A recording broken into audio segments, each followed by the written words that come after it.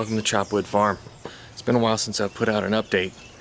I wanted to do this. I was inspired by Justin Rhodes, one of his latest videos about the garden that his chickens had planted without his help.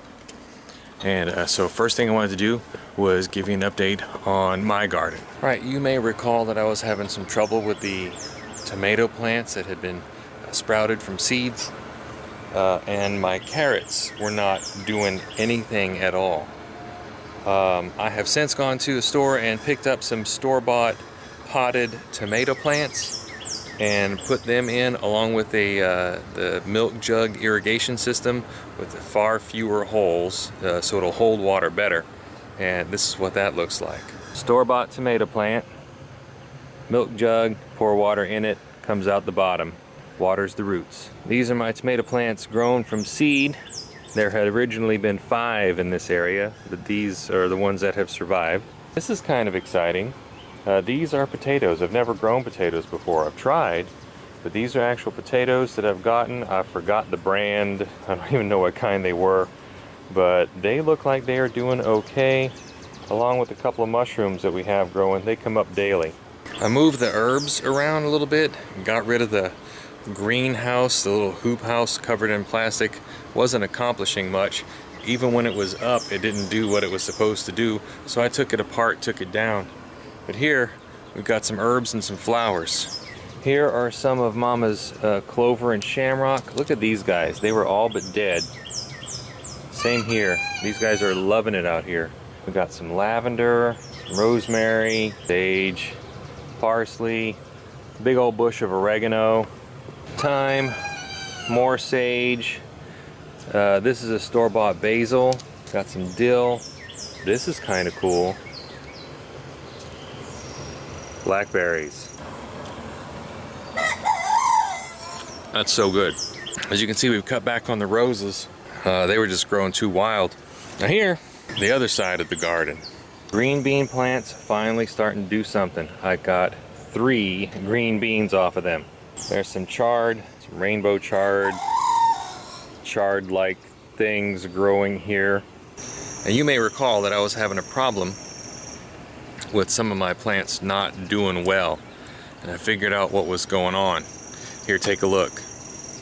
This is a yellow squash plant. I mean, it is yellow. This thing is about to die. Not doing well at all. After all the work I did in the garden, I'm kind of disappointed. But here, as you can see, are a couple other yellow squash plants. And here is a yellow squash. Here's another one. Hopefully this guy won't get all wilty and everything before I get a chance to pick them. I would like to have dozens of these because they're so delicious. But these guys are jamming. They're doing well. Got some more flowers coming in. Over here's got some zucchini. I think I know what the problem was. Look at this butternut squash. How sad is that? But look at its neighbor over here. Look at that, it's already starting to shoot out this vine. And that was after a lot of work. Now this is something that I wanted to share with you. That's a pumpkin. That's a pumpkin. That is a pumpkin. If I can figure out how, I'll post a link here. I think I figured out what the deal was. In my previous videos, I learned that it was the dirt, the earth, the soil itself that made all the difference. So these plants have managed to sink their roots down through the mulch that I planted them in. They finally touched the earth. They've made contact with the ground, with the dirt itself.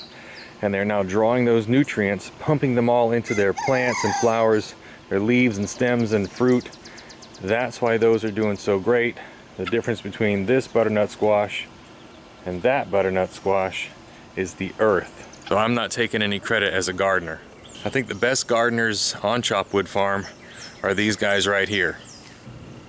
Hello. Handsome George, Jet, and Mrs. Brown. And why is that? Well, in case you didn't check the video of the hatching, Jet and her compadre Ducky, the ricochet chicken, just recently hatched 5 of 6, well, they hatched all 6. One of the babies didn't make it, but 5 of them are doing great, so they can grow their own chickens. But they can also grow their own vegetables. Check this out.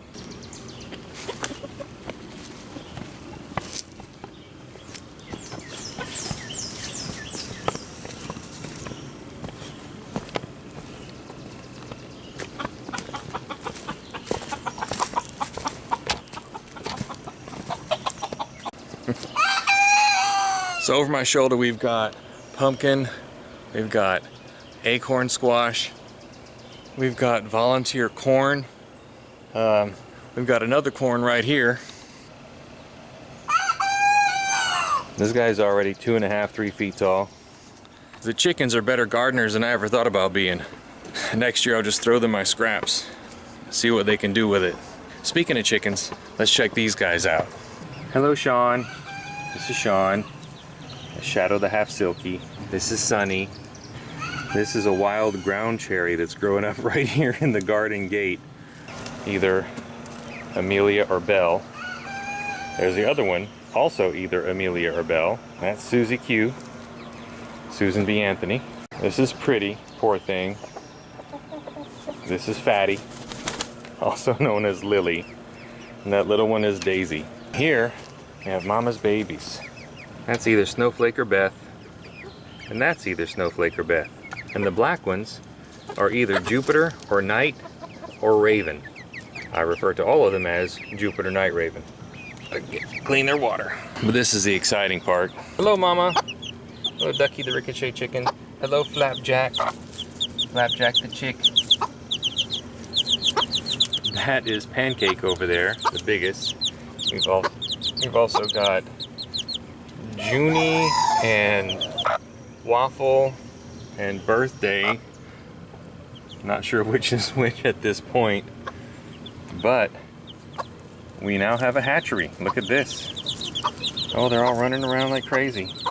They're expecting treats. These can be some fat little chickens. So that's the update.